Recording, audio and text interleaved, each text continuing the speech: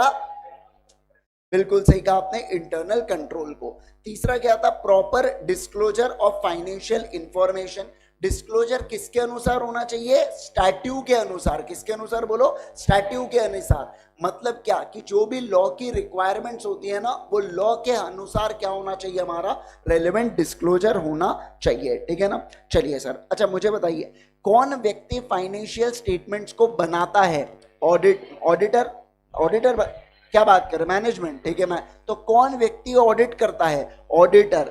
ये ऑडिटर कौन से फाइनेंशियल स्टेटमेंट्स पे ऑडिट करता है, जो बनने वाले हैं या जो बन चुके हैं, बन चुके हैं, मतलब इसे क्या बोला जाता है, हिस्टोरिकल फाइनेंशियल स्टेटमेंट्स बोला जाता है, ठीक है ना। चलिए अब अपन पढ़ेंगे जो अपन ने कल से पढ़ना स्टार्ट किया था, उसका एक बार क्विकली रिवीजन कर लेते हैं। सारे लोगों का स्वागत है फिर से, है ना, अभी वीडियो चालू है इसलिए सारे लोगों का फिर से स्वागत है, ठीक है। आओ अब देखो, क्या सर हम लोगों ने कल पढ़ा था आउटसाइड स्कोप के बारे में। क्या पढ़ा था बोलो, आउटसाइड स्कोप। मतलब क्या कि भैया मैं एक ऑडिटर हूं, पर मेरे से एक्सपेक्ट नहीं किया जा सकता कि मैं ये ड्यूटीज भी परफॉर्म करूं। आप समझ रहे क्या बात को। जैसे देखो, पहला क्या, जो मेरे आउटसाइड डोमेन है भैया, मेरे कॉम्पिटेंस के डोमेन के बाहर है, क्या आप ऑडिटर को बुला के बोल सकते क्या, बता ये एसी कितने साल चलने वाला है करके, नहीं बोल सकते भैया। फिजिकल कैपेसिटी या कोई भी चीज की फिजिकल कंडीशन आप नहीं बता सकते ऑडिटर के द्वारा। दूसरा क्या, ऑडिटर एक्सपर्ट नहीं होता ऑथेंटिकेशन ऑफ डॉक्यूमेंट्स के रिगार्डिंग। मतलब क्या, अगर मेरे पास कोई अमाउंट आया है, मेरे पास कोई इनवॉइस आया है, तो मैं ये नहीं बता सकता ये इनवॉइस ओरिजिनल है या ये इनवॉइस डुप्लीकेट है, मैं ऐसा नहीं बता सकता। समझे आप बात को। फिर तीसरा क्या पढ़ा था, ऑडिट क्या इन्वेस्टिगेशन होता है क्या, नहीं नहीं, इन्वेस्टिगेशन क्या होता है, critical examination with special purpose. जैसे सीआईडी, कुछ तो गड़बड़ है, मर्डर हुआ, फिर गए बेटा सारे लोग, आप समझ रहे बात को। फिर उसके बाद लाश को देख के सांसें नहीं चल रही, वो तो पता ही है सांसें नहीं चल रही, नया बताओ। तो ये क्या है, क्रिटिकल एग्जामिनेशन स्पेशल पर्पस से। लेकिन ऑडिट ऐसा नहीं होता, हम ऑडिट कर रहे होते हैं और ओ माय गॉड अपने को क्या मिल जाता है, फ्रॉड और एरर मिल जाता है, बराबर है, यस।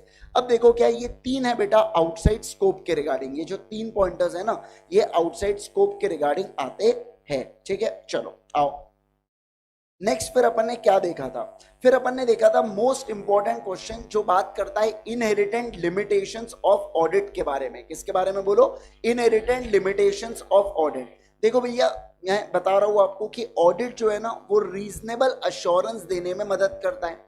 वो आपको एब्सोल्यूट अश्योरेंस यानी कि गारंटी यानी कि 100% भरोसा नहीं बताता है, बराबर। ये दूसरा मैं बोल सकता हूं कि audit risk can never be reduce to zero. Audit risk का कल मैंने मतलब बताया था कि ऑडिट हुआ है फिर भी फाइनेंशियल स्टेटमेंट में गड़बड़ है, तो उसे क्या बोला जाता है, ऑडिट रिस्क बोला जाता है। क्या बोला जाता है बोलो, ऑडिट रिस्क। अब ये ऑडिट रिस्क क्यों जीरो नहीं हो सकती, तो ये उसके कारण है बेटा। नेचर से तीन चीजें थी, कौन सी, nature of financial reporting, nature of audit procedure, not in nature of investigation. आओ एक एक चीज को डिस्कस करेंगे। नेचर ऑफ फाइनेंशियल रिपोर्टिंग, ये क्या कहता है कि सर जो मैनेजमेंट है ना बेटा, ये कहीं का आवाज आ रहा है वो बंद कर देना थोड़ा।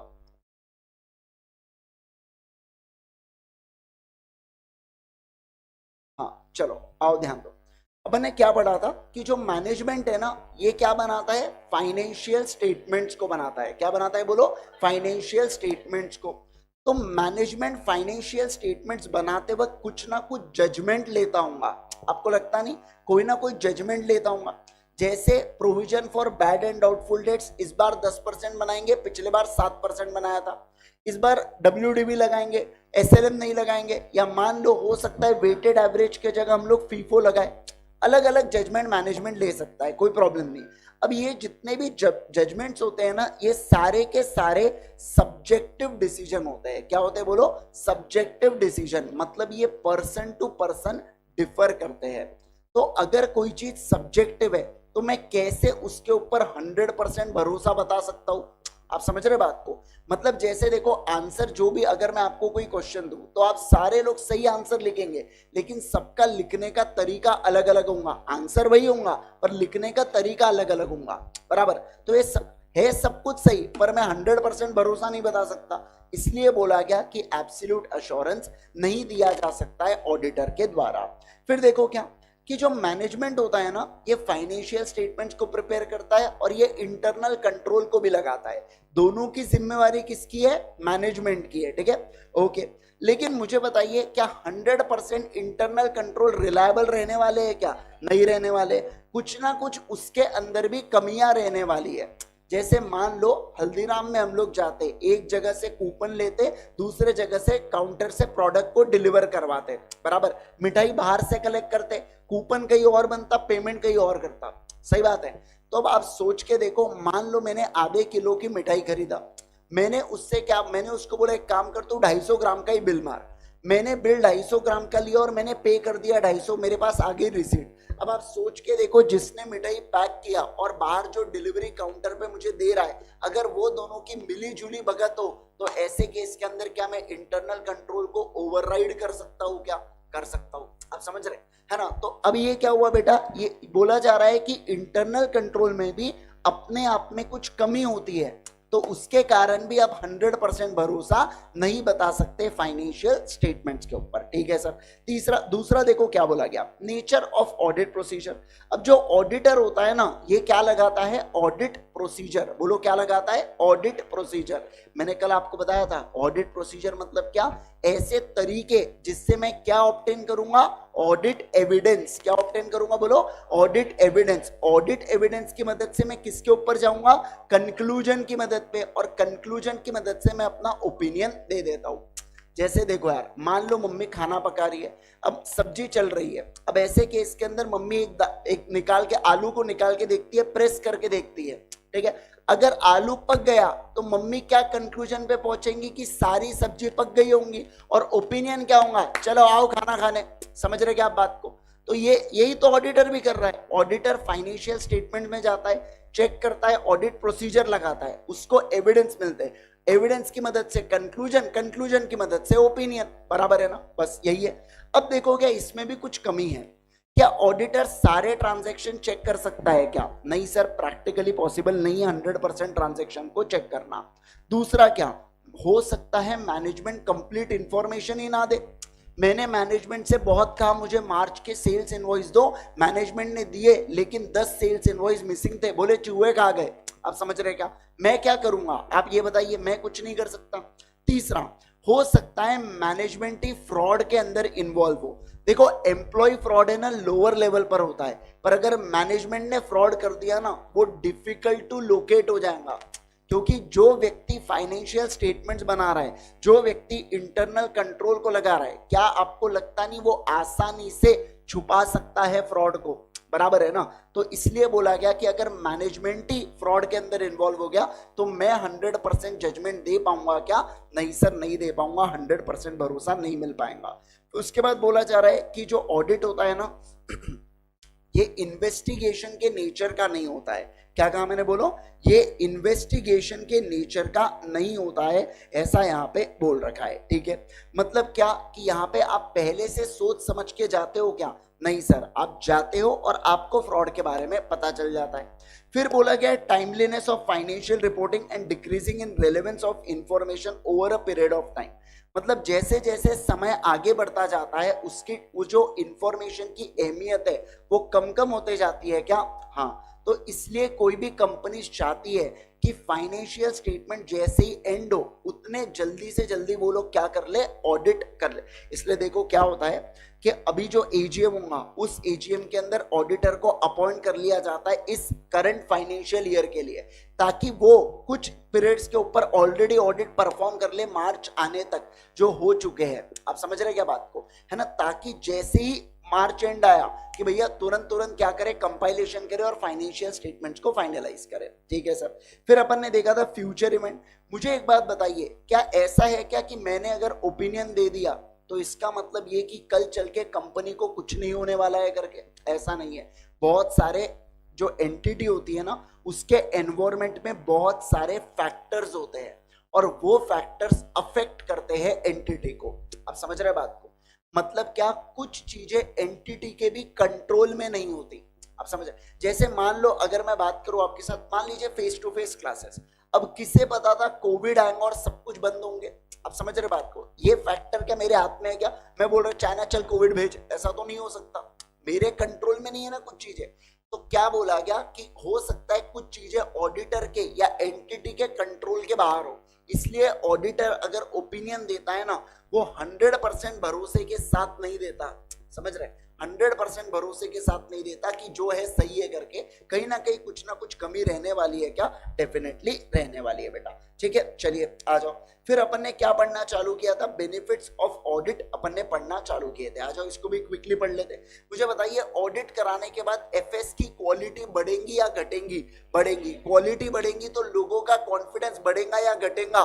बढ़ेगा। दूसरा बताइए, अगर फाइनेंशियल स्टेटमेंट्स का ऑडिट होता है तो बताइए मुझे वाह किसकी होने वाली है? सर शेयर होल्डर्स की। क्यों? क्योंकि उनका जो इंटरेस्ट है एंटिटी के अंदर, जो उन्होंने शेयर कैपिटल में पैसा इन्वेस्ट कर रखा है, वो इंटरेस्ट सेफगार्ड, क्या कहा मैंने, बोलो, सेफगार्ड किया जाता है। ठीक है सर। फिर अपन ने कहा था कि एम्प्लॉयज जो होते हैं ना, ये मोरल चेक रखने में काम आता है एम्प्लॉयज के ऊपर जब ऑडिट कराते हैं। उनको डर लगता है कि अगर ऑडिटर आया और मेरा फ्रॉड पकड़ा गया तो मुश्किल हो जाएंगी। फिर बोला कि गवर्नमेंट के लिए भी हेल्पफुल रहता है, गवर्नमेंट को एक ही काम है, कौन सा? टैक्सेस का। फिर इसके अलावा देखिए कोई भी जो मनी लेंडर होता है, कोई भी पैसे देने वाला व्यक्ति, जैसे बैंक, लेंडर्स, क्रेडिटर्स, कोई भी व्यक्ति हो सकता है, तो इनके लिए भी ऑडिटेड फाइनेंशियल स्टेटमेंट पे रिलाय करना ज्यादा अच्छा या ज्यादा आसान होगा? क्या डेफिनेटली होने वाला है। फिर अपन ने और क्या देखा था, ऑडिट जो है ना, हो सकता है वो फ्रॉड या एरर को ढूंढने में मदद करे। मैंने शब्द क्या यूज किया? हो सकता है, यानी कि मैं, समझ रहे क्या? जरूरी नहीं है कि मैं फ्रॉड एंड एरर को ढूंढूंगा ही, हो सकता है कि मैं फ्रॉड एंड एरर को ढूंढ सकता हूं। फिर बोला कि ऑडिटर रिव्यू करता है आपके इंटरनल कंट्रोल को, दो चीजें देखता है उसमें। पहली बात तो इंटरनल कंट्रोल है क्या, और अगर वो है तो क्या वो ऑपरेटिंग इफेक्टिवली, यानी कि क्या वो अच्छे से काम कर रहे हैं क्या, उसके बारे में पता लगाता है क्या ऑडिट, आपको पता लगाता है, रिव्यू करता है उसको। ठीक है ना। चलिए सर आ जाओ, यहां तक अपना पूरा हो चुका था, सबको एकदम थरो अंडरस्टैंडिंग। देखो चैप्टर 1 है ना आपका बेस बनेगा। अब जैसे बार बार ये शब्द पे अपन आएंगे क्या कि रीजनेबल अश्योरेंस क्या होता है, एब्सोल्यूट क्या होता है, नहीं, अभी आपको पता चल गया। तो अगले चैप्टर में सीधा अपन FSMM यूज करेंगे, यानी कि financial statements are free from material misstatement, बराबर। तो कई जगह ये लाइनें आने वाली है, तो चैप्टर 1 आपको बहुत एकदम ध्यान से ये बेस बना रहा है। हो सकता है एग्जाम के पॉइंट ऑफ व्यू से उतने मार्क्स आपको नहीं देख जाए, 4 या 5 नंबर का आता है पर 11 पन्नों का चैप्टर है वो, तो आप सोच के देखो उससे ज्यादा आना भी नहीं चाहिए, है ना। चलिए सर आओ ध्यान देंगे, फोकस करना। अभी मैं आपको समझाने जा रहा हूं आज एक टॉपिक जो इस चैप्टर का लास्ट टॉपिक है अपना। ठीक है, वो कौन सा है? Assurance engagement. कौन सा है बोलो जल्दी से? Assurance engagement. ठीक है ना, सारे लोग ध्यान देते हुए चलिएगा, मैं क्या बताने जा रहा हूं करके आपको। ठीक है, देखो हम सारे लोग जानते हैं कि बहुत सारे स्टैंडर्ड्स एस्टैब्लिश्ड होते हैं। आप लोगों ने अलग अलग स्टैंडर्ड्स पढ़े होंगे, बहुत ध्यान देना, स्क्रीन के ऊपर कुछ मत लिखो, आराम से बाद में लिख लेना, अभी सिर्फ सुनो प्रवचन को। ठीक है, ध्यान दो। क्या कहा मैंने? सर बहुत सारे स्टैंडर्ड्स होते हैं, स्टैंडर्ड्स बहुत सारे, जैसे अकाउंटिंग स्टैंडर्ड्स होते हैं, जैसे स्टैंडर्ड्स ऑन ऑडिटिंग होते हैं। ये क्यों स्टैंडर्ड बनाए गए हैं? ताकि यूनिफॉर्मिटी मेंटेन हो। क्या हो बोलो जल्दी से? यूनिफॉर्मिटी। भैया जो मेरी कंपनी फॉलो कर रही है वो इसकी भी कंपनी, इनकी भी कंपनी, इनकी भी कंपनी, इनकी भी कंपनी, सबकी कंपनी वही चीजें फॉलो करना चाहिए, बराबर। तो इसलिए बोला कि जो स्टैंडर्ड्स ऑन ऑडिटिंग है ना, ये किसके ऊपर लगते हैं? एक चार्टर्ड अकाउंटेंट के ऊपर लगते हैं। किसके ऊपर लगते हैं बोलो? Chartered accountant. और चार्टर्ड अकाउंटेंट जो ऑडिटर बनता है, मतलब उसके पास क्या होता है? COP होता है। COP का फुल फॉर्म क्या है? Certificate of practice. तो इसी पर्सन को है ना बेटा एक और नाम बोला जाता है, और वो नाम क्या है? वो नाम है प्रैक्टिशनर। क्या नाम है बोलो जल्दी से? प्रैक्टिशनर, है ना। तो चार्टर्ड अकाउंटेंट जिसके पास COP है उसको प्रैक्टिशनर कहते हैं। वैसे प्रैक्टिशनर एक बहुत बड़ा टर्म है, प्रैक्टिशनर में CA भी आता है, CS भी आता है, CS वाले भी ऑडिट करते हैं, CMA वाले भी कॉस्ट ऑडिट करते हैं, पढ़ाऊंगा आपने कॉस्ट ऑडिट, तो वो CMA वाले करते हैं। तो प्रैक्टिशनर एक बड़ा शब्द होता है जिसमें अलग अलग प्रोफेशन के लोग आते हैं। ठीक है, तो CA भी वन ऑफ दी क्या है? प्रैक्टिशनर है। ठीक है, अब देखो प्रैक्टिशनर जो होते हैं ना, ये 2 प्रकार की सर्विसेज देते हैं। जो प्रैक्टिशनर है ना बेटा, ये 2 प्रकार की सर्विसेज देते हैं। एक सर्विस देते हैं अश्योरेंस सर्विसेज और दूसरी देते हैं नॉन अश्योरेंस सर्विसेज। क्या कहा मैंने, बोलो, assurance services, non assurance services. Assurance का मतलब होता है भरोसा, कॉन्फिडेंस, बराबर। तो मैं ऐसी सर्विस दूं जिससे इंटेंडेड यूजर का कॉन्फिडेंस बढ़े, तो उसे बोला जाता है अश्योरेंस सर्विसेज। और नॉन अश्योरेंस मतलब जिससे कोई कॉन्फिडेंस नहीं बढ़ता। जैसे कि मान लो मैं बुक्स ऑफ अकाउंट्स मेंटेनेंस की सर्विसेज दे रहा हूं, मैं मैनेजमेंट की सर्विसेज दे रहा हूं, मैं इन्वेस्टमेंट की गाइडेंस सर्विसेज दे रहा हूं। शायद पढ़े हुए हैं आप लोगों ने ये सब। 144 की सर्विसेज देना याद आ रहा है कि आपको, जिससे डिस्क्वालिफिकेशन आता था, है ना। तो ये क्या हो गया, ये ऐसी सर्विस हो गई जिससे कॉन्फिडेंस। मान लो पुष्पक की एक बहुत बड़ी कंपनी है, पुष्पक, मैं एक सीए हूं, मैंने क्या दिया, मैंने अकाउंट्स मेंटेन करके दे रहा हूं मैं टैली में। आप लोग ये बोलोगे क्या, वाह क्या बुक्स ऑफ अकाउंट्स मेंटेन हुआ है, मजा आ गया, सीए ने मेंटेन किया। ऐसा होने वाला है क्या, नहीं। मान लो मैंने क्या किया, पुष्पक का केस चल रहा है, पुष्पक ने 100 करोड़ के टैक्स का घोटाला कर दिया। मैं जाता हूं और क्या करता हूं, रिप्रेजेंट करता हूं इनकम टैक्स में पुष्पक के बिहाफ में। तो यहां पे ये बोल सकते हैं कि वाह उस कंपनी के बिहाफ में तो सीए रिप्रेजेंट करना है, मजा आ गया, कॉन्फिडेंस बढ़ गया मेरा। ऐसा हो सकता है क्या, नहीं। मतलब मैं क्या कहना चाहता हूं कि कभी कभार चार्टर्ड अकाउंटेंट है ना, नॉन अश्योरेंस सर्विसेज भी देता है। क्या देता है, बोलो, नॉन अश्योरेंस सर्विसेज भी देता है। तो मैंने क्या बताया, दो प्रकार की सर्विसेज सीए देता है, एक देता है अश्योरेंस, एक देता है नॉन अश्योरेंस। अश्योरेंस में इंटेंडेड यूजर का कॉन्फिडेंस बढ़ता है, यहां पे कॉन्फिडेंस बढ़ता है क्या, ना, यहां पे तो कुछ भी नहीं होता है, ठीक है। चलो अब ध्यान दो, अब मैं यहां पे इस टॉपिक को समझाने जा रहा हूं, ठीक है, सुनिएगा, ध्यान दो क्या कह रहा हूं मैं, सुनिएगा। देखो इसके अंदर बेटा, इसके अंदर होता क्या है समझो। एक होती है रिस्पॉन्सिबल पार्टी। कौन होता है, बोलो, रिस्पॉन्सिबल पार्टी।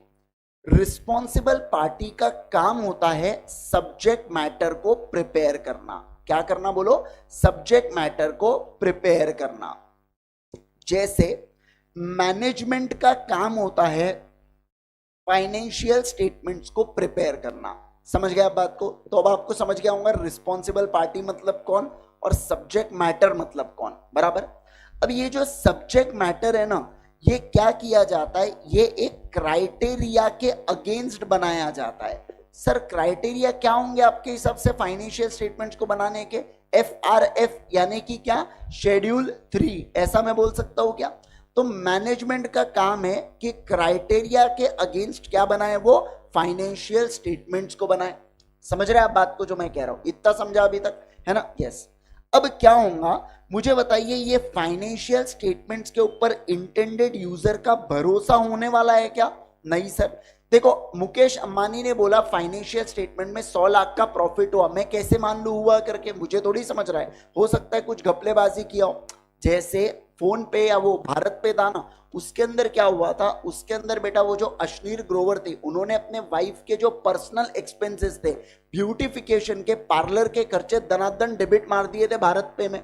आप समझ रहे, तो अगर आप शेयर होल्डर्स हो तो आप बोलेंगे मुझे कैसे कॉन्फिडेंस आए कि अश्नीर ग्रोवर ने जो बैलेंस शीट बनाई है, PNL बनाया, वो एक्यूरेट है करके। समझ रहे आप बात को।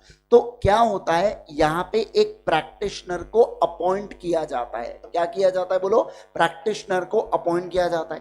प्रैक्टिशनर इस सब्जेक्ट मैटर को इवैल्यूएट करता है। क्या करता है, बोलो, इवैल्यूएट यानी कि चेक करता है।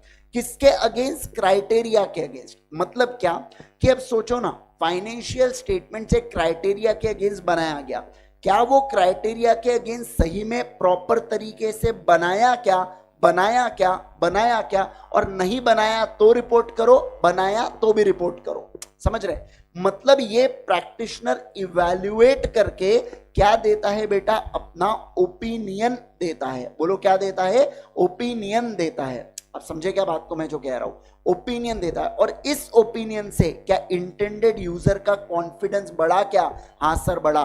तो ऐसे सर्विस को क्या बोला जाता है, अश्योरेंस सर्विसेज। क्या बोला जाता है, बोलो, अश्योरेंस सर्विसेज। तो देखो मैंने क्या कहा, मैंने बहुत ही सिंपल सी बात कहा, sir responsible party subject matter को बनाते हैं, इससे इंटेंडेड यूजर के कॉन्फिडेंस पे कोई फर्क नहीं पड़ता। लेकिन जब प्रैक्टिशनर आता है, इवैल्यूएट करता है क्राइटेरिया के अगेंस्ट और अपना ओपिनियन देता है, तो इस ओपिनियन से इंटेंडेड यूजर का कॉन्फिडेंस बढ़ा, तो ऐसे सर्विसेज को क्या बोला जाता है? Assurance services. क्या बोला जाता है? बोलो, अश्योरेंस सर्विसेज। आपके सब्जेक्ट का नाम क्या है? Auditing and assurance. मतलब आपको सिलेबस में कौन सी सर्विसेज पढ़ना है? Assurance services. नॉन अश्योरेंस तो आपके सिलेबस का पार्ट ही नहीं है। समझ रहे हैं क्या? है ना? यस। चलो, इतना अभी तक समझा है सारे लोगों को? कोई भी शक इसके अंदर, कोई भी पॉइंट किसी को जो पूछना है जल्दी से? सारे लोग एकदम इजी, एकदम इजी है ना? कुछ था इसके अंदर? कुछ भी नहीं है गड़बड़, है ना? आओ अब ध्यान दो, सुनो, देखो क्या, अब मैं बात कर रहा हूं आपके साथ अश्योरेंस सर्विसेज के बारे में डिटेल में। ये जो अश्योरेंस सर्विसेज होती है ना बेटा, समझना, ये जो अश्योरेंस सर्विसेज होती है ना, ये दो प्रकार के स्टेटमेंट्स के ऊपर दी जाती है। कितने प्रकार के? बोलो, दो प्रकार के स्टेटमेंट्स के ऊपर दी जाती है। एक होता है हिस्टोरिकल फाइनेंशियल स्टेटमेंट, पढ़ा हुआ लगता है कहीं पे, ऐसे फाइनेंशियल स्टेटमेंट जो साल बीत गया है उसका बनाया जाता है। और एक होता है other than historical financial statement, मतलब अभी पीरियड नहीं बीता है फिर भी उसके फाइनेंशियल स्टेटमेंट्स बन रहे हैं या इंफॉर्मेशन निकल रही है, इसे बोला जाता है प्रोजेक्टेड फाइनेंशियल स्टेटमेंट। आप सोच के देखो, आपने एफएम में कंसेप्ट पढ़ाऊंगा जहां पे आप बोलते हो कि मुझे है ना क्या करना है, हमको 20 साल तक कैश फ्लोज मिलने वाले, आज लोन मिलना चाहिए कि नहीं मिलना चाहिए, बराबर? आप प्रोजेक्टेड रिपोर्ट या प्रोजेक्टेड कैश फ्लो बनाया करते थे, समझ रहे? तो ये जो प्रोजेक्टेड कैश फ्लो बनाया, ये किसने बनाया? चार्टर्ड अकाउंटेंट ने बनाया। समझ रहे आप बात को? तो उसकी सर्विसेज के बारे में बात किया इन्होंने। ओके, अभी जान दो। चलो देखो क्या सर, हिस्टोरिकल फाइनेंशियल स्टेटमेंट्स के ऊपर दो प्रकार के ओपिनियन दिए जाते हैं। कितने प्रकार के? बोलो, दो प्रकार के ओपिनियन दिए जाते हैं। पहला होता है रीजनेबल। क्या होता है? बोलो, रीजनेबल। ये तो कितने बार पढ़ लिया। रीजनेबल मतलब कैसा लेवल ऑफ एश्योरेंस होता है बेटा? High level of assurance. Absolute है क्या? नहीं सर। और दूसरा क्या है? देखो, नॉट रीजनेबल बट मॉडरेट। क्या कहा मैंने? बोलो, नॉट रीजनेबल बट मॉडरेट। मतलब क्या कि मैं हाई लेवल ऑफ एश्योरेंस नहीं दे रहा, मैं 100% एश्योरेंस भी नहीं दे रहा, मैं एकदम लो लेवल ऑफ एश्योरेंस भी नहीं दे रहा हूं, मैं क्या दे रहा हूं? मॉडरेट लेवल ऑफ एश्योरेंस दे रहा हूं, यानी कि ठीक ठाक एश्योरेंस दे रहा हूं। इसे मॉडरेट बोला जाता है, जिसे अपन लोग बोलेंगे लिमिटेड एश्योरेंस। क्या बोलेंगे? बोलो जल्दी से, लिमिटेड एश्योरेंस। समझे क्या आप? है ना? तो देखो मैंने क्या कहा, मैंने दो प्रकार की चीजें बताया कि एक होता है हिस्टोरिकल फाइनेंशियल स्टेटमेंट पे एश्योरेंस देना, दूसरा होता है कि not reasonable assurance but moderate. Absolute तो जा ही नहीं सकते, लोअर का काम ही नहीं, तो बचा मॉडरेट। तो मॉडरेट में आता है लिमिटेड एश्योरेंस। क्या आता है? बोलो जल्दी से, लिमिटेड एश्योरेंस। अब ध्यान देना मैं जो कह रहा हूं बहुत ज्यादा इंपॉर्टेंट है। जैसे देखो, बेसिकली ये जो लिमिटेड एश्योरेंस है ये कहां पे दिया जाएगा, मैं उससे रिलेटेड बात कर रहा हूं। आपने AS 18 पढ़े होंगे, पढ़े आप लोगों ने AS 18? नहीं पढ़े? पढ़ोगे। जिसका नाम आता है रिलेटेड पार्टी ट्रांजैक्शन। क्या आता है? बोलो जल्दी से, रिलेटेड पार्टी ट्रांजैक्शन। जब आप AS 18 पढ़ोगे ना, तो रिलेटेड पार्टी ट्रांजैक्शन वाला AS क्या कहता है समझना। वो कहता है कि आपने रिलेटेड पार्टीज को आइडेंटिफाई करना है, आपने उनके साथ ट्रांजैक्शन को आइडेंटिफाई करना है, आपने वो नेचर ऑफ ट्रांजैक्शन को आइडेंटिफाई करके अमाउंट उसका बताना है। मतलब क्या, आप मस्त एक डब्बा बनाना अपने डिस्क्लोजर में, नोट्स टू अकाउंट्स में, यहाँ पे आप बताएंगे सीरियल नंबर, यहाँ पे आप बताएंगे रिलेटेड पार्टी, यहाँ पे आप बताएंगे नेचर, यहाँ पे आप बताएंगे अमाउंट। आप समझ रहे हैं क्या मैं जो कह रहा हूं आपके साथ, है ना? मतलब आपको क्या करना है, आपको इस फॉर्मेट, मैंने शब्द क्या यूज किया, इस फॉर्मेट में आपको रिलेटेड पार्टी के ट्रांजैक्शंस बताना है, ऐसा यहाँ पे बोल रखा है। अब जब एक ऑडिटर जाता है और ऑडिटर चेक करता है क्या कि AS 18 ने जैसा फॉर्मेट दिया था, क्या वो फॉर्मेट में प्रॉपर डिस्क्लोजर हुआ है? क्या क्या कहा मैंने? बोलो, AS 18 ने जैसा फॉर्मेट दिया था, क्या वो फॉर्मेट में प्रॉपर डिस्क्लोजर हुआ है क्या? अगर मैं उसको चेक करूं सिर्फ फॉर्मेट को, तो इसे बोला जाता है चीजों को रिव्यू करना। क्या करना बोलो? चीजों को रिव्यू करना। जैसे आपके घर पे मेहमान आए, मम्मी ने बोला जा देख क्या तो कितने लोग आए, आप क्या करते हो? हल्का सा दरवाजे के पीछे से ऐसा निकलोगे, चेक करोगे कितने लोग हैं और मम्मी को आके बताओगे मम्मी 8 लोग आए, 5 लोग आए, 6 लोग आए। आप समझ रहे क्या? तो अब मुझे बताइए, आपके बताने से मम्मी के चाय बनाने के ऊपर फर्क पड़ेगा क्या? नहीं। अरे आप समझो, चाय की क्वालिटी पे फर्क पड़ेगा क्या? नहीं। क्वांटिटी पे फर्क पड़ेगा वो बात अलग है, लेकिन ऐसा है कि ज्यादा लोग आए तो चाय भसक गई, बोले अब तो दूध ही नहीं डालूंगे, ऐसा होता है क्या? अब तो पानी नहीं डालेंगे, बोले ऐसा नहीं चल सकता। समझे क्या मेरा क्या कहना है? जब आप चेक करते हो, सिर्फ मतलब आप सिर्फ ये जानना चाहते हो कि जैसा डिस्क्लोजर बोला था वैसा डिस्क्लोजर किया क्या, तो उससे रिव्यू कहते हैं। क्या कहते हैं बोलो? रिव्यू कहते हैं। लेकिन आप समझो ना, ये जो डिस्क्लोजर किया कहीं उसके अंदर मटेरियल मिसस्टेटमेंट तो नहीं है? मतलब हो सकता है रिलेटेड पार्टी हो लेकिन बताया नहीं, ओमिशन, बताया लेकिन गलत बताया, अमाउंट अंडरस्टेट किया या ओवरस्टेट किया। मतलब आप जब उसके अंदर का मटेरियल मिसस्टेटमेंट अमाउंट से रिलेटेड खेलते हो ना, तो उसमें अपने को चाहिए कैसा अश्योरेंस? Reasonable assurance. आप समझ पा रहे हैं बात को? मतलब मैं ये कह रहा हूं कि अमाउंट में एफएसएमएम तो नहीं है क्या? फाइनेंशियल स्टेटमेंट मटेरियली मिसस्टेटेड तो नहीं है?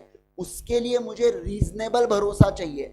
लेकिन कोई कोई ऐसे काम होते हैं जहां मुझे रीजनेबल भरोसा नहीं देना होता है, जहां मुझे रिव्यू करना होता है कि ये फॉर्मेट दिया है बस एज इट इज, ये फॉर्मेट है क्या? अगर नहीं है तो मुझे बताओ, अगर है तो मुझे बताओ। आप समझ रहे क्या बात को? तो इसे रिव्यू कहते हैं। देखो ध्यान दो सर, ऐसे हिस्टोरिकल फाइनेंशियल स्टेटमेंट्स जिसके ऊपर आप रीजनेबल अश्योरेंस देते हो सर, उसे बोला जाता है क्या? ऑडिट बोला जाता है। क्या बोला जाता है बोलो? ऑडिट बोला जाता है। और जब जब ऑडिट आता है तो वहां पे क्या आने वाला है? स्टैंडर्ड ऑन ऑडिटिंग आने वाले हैं। क्या आने वाले बोलो? स्टैंडर्ड्स ऑन ऑडिटिंग आने वाले। सर जहां पे डिस्क्लोजर प्रॉपर है या नहीं है उसके बारे में बात की जा रही है तो उसे रिव्यू कहते हैं। और रिव्यू में क्या आते हैं? Standard on review engagement. क्या आता है बोलो? स्टैंडर्ड ऑन रिव्यू एंगेजमेंट, यानी कि SRE, ये भी एक स्टैंडर्ड्स होता है, वो एप्लीकेबल यहाँ पे हो जाते हैं। ठीक है, चलो इसके अलावा आप देखो यहाँ पे क्या sir, other than historical financial statements पे आते हैं। कहाँ चल रहा है आप समझ रहे हो ना? अभी देखो अपना चल क्या रहा है सर, स्टैंडर्ड लगते हैं चार्टर्ड अकाउंटेंट के ऊपर जो अश्योरेंस या नॉन अश्योरेंस सर्विसेज देता है। अश्योरेंस सर्विसेज दी जाती है हिस्टोरिकल फाइनेंशियल स्टेटमेंट या other than historical financial statements के ऊपर। अब बात कर रहे हैं other than historical financial statement. देखो क्या सर, जैसे प्रोजेक्ट रिपोर्ट बनाया मैंने, मान लो कोई फ्यूचर रिपोर्ट बनाया या मैंने कोई इंटरनल कंट्रोल्स को चेक किया, तो मेरे इंटरनल कंट्रोल चेक करने से, सुनना बात को, मेरे इंटरनल कंट्रोल को चेक करने से क्या यहाँ पे इंटरनल कंट्रोल्स बेहतरीन हो जाने वाले हैं क्या? नहीं सर, नहीं होने वाले। जो इंटरनल कंट्रोल लगे हैं मैं बस उसको देख रहा हूं बराबर से लगे हैं क्या। जैसे कि ये कैमरा लगा हुआ है तो मैं जाके चेक करूंगा कि ये कैमरा प्रॉपर जगह लगा है क्या, क्या ये रिकॉर्डिंग करता है क्या, और इसकी रिकॉर्डिंग सेव होती है क्या। ये मेरा काम है चेक करना है। इससे आपका किसी भी प्रकार से कॉन्फिडेंस बढ़ने वाला है क्या? नहीं बढ़ने वाला है। अब समझो बात को, मेरे कैमरा चेक करने से फाइनेंशियल स्टेटमेंट पे कोई एज सच बहुत बड़ा इंपैक्ट नहीं आएगा, ना ही आपके कॉन्फिडेंस पे इंपैक्ट आएगा, बराबर। और ये other than historical financial statements वाली बात है, मतलब एफएस को छोड़ के कोई दूसरी बात है, एचएफएस को छोड़ के कोई भी दूसरी बात। तो यहां पे कैसा अश्योरेंस हुआ? Not reasonable but moderate. कैसा हुआ बोलो जल्दी से, फिर से मॉडरेट लेवल का हुआ। अच्छा खासा भरोसा, हाई लेवल ऑफ भरोसा नहीं मिला, तो इसे बोला जाता है अश्योरेंस देना। क्या देना बोलो? अश्योरेंस देना। और यहाँ पे जो स्टैंडर्ड लगते हैं वो कौन से लगते हैं? Standard on assurance engagement. कौन से लगते हैं बोलो? Standard on assurance engagement. आप ये देखो, ये लगता किसके ऊपर है? अदर देन एचएफएस के ऊपर। और जो एचएफएस के ऊपर लगता है उसे क्या बोला जाता है? Review engagement. ये भी क्या देता है? Not reasonable but moderate level. Same level दे रहे बट ये एचएफएस पे लगा, ये अदर देन एचएफएस पे लगा। समझ रहे क्या बात को, है ना? यस। अब देखो इधर क्या सर जहां पे आप कोई अश्योरेंस ही नहीं दे रहे हो, आप बस कुछ ना कुछ रिलेटेड सर्विसेज दे रहे हो, तो वहां पे क्या लगता है, SRS, यानी कि स्टैंडर्ड ऑन रिलेटेड सर्विसेज लगता है। मुझे एक बात बताओ, आप कोई भी काम करो, क्या आपको लगता नहीं आपने क्वालिटी से वो काम को करना चाहिए? हाँ सर, तो सारे कामों के ऊपर जो लगे वो क्या होता है, SQC, यानी कि स्टैंडर्ड ऑन क्वालिटी कंट्रोल। क्या आप बात को समझ रहे हैं क्या, है ना? चलो आप एक बार लिखेंगे, फिर मैं दोबारा से आपको एक और बार समझाऊंगा, और उसके बाद फिर अपन लोग क्या करेंगे, इसको पढ़ना स्टार्ट करेंगे। फटाफट आ जाओ जल्दी से, इतना पोर्शन लिखो आप। ये लो, इतना पोर्शन लिखो जल्दी से।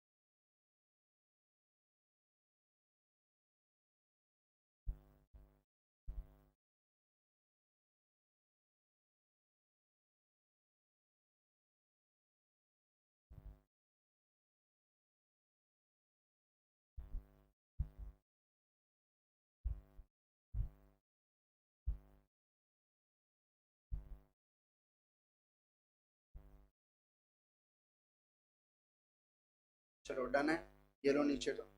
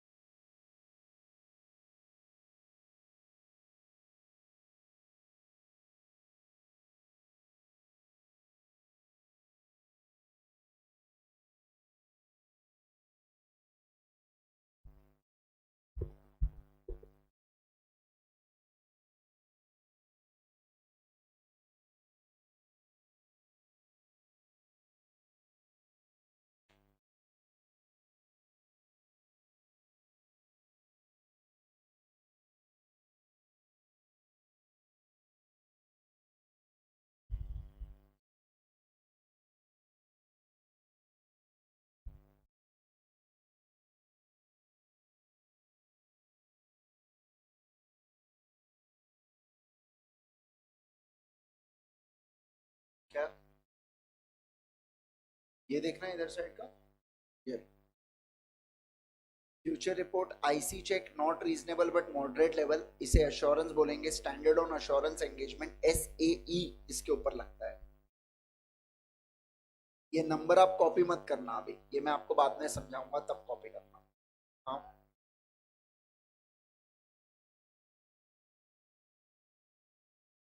एमएम का मतलब क्या होता है? मटेरियल मिसस्टेटमेंट लिखा हुआ है अपने शुरुआत के इसमें, है ना? यस।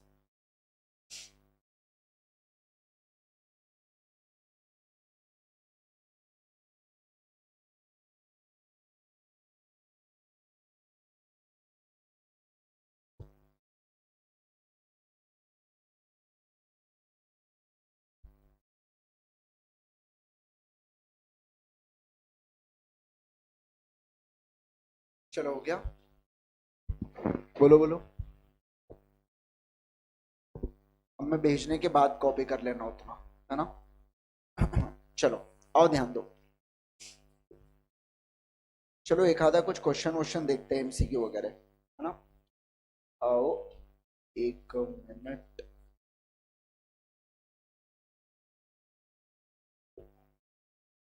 हाँ चलो आओ ध्यान दो, अच्छे से ध्यान देना, वन टाइम में आपको समझना चाहिए, ठीक है? देखो क्या, सारे लोग इधर देखेंगे स्क्रीन के ऊपर। Rohit, Gurpreet, Ali and गोरेती are friends since their school days based in Mumbai.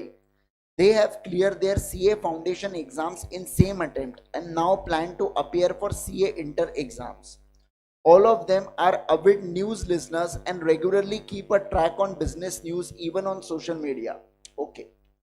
They are trying to understand new subject including auditing. Rohit, Gurpreet and Ali have started attending live coaching classes LCC being conducted by the Board of Studies ICI. Acha. Goreti has not been able to join live coaching classes, but yet she was away on the holiday with her parents. Acha. However, she plans to catch it up, with her friends very soon. Ali has also joined the classes, but he had skipped some lectures. During one informal get together, their discussion centered around new subject auditing.